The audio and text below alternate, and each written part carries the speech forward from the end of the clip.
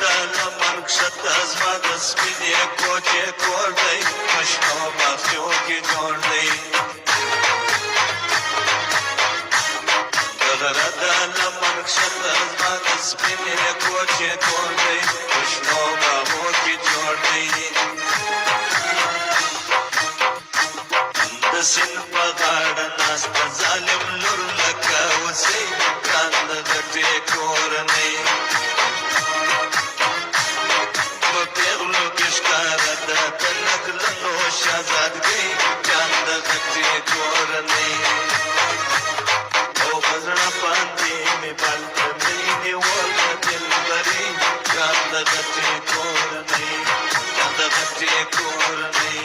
په زړه باندې مې بل د مینې ور د دلبري جان د ګټې کورنۍ جان د ګټې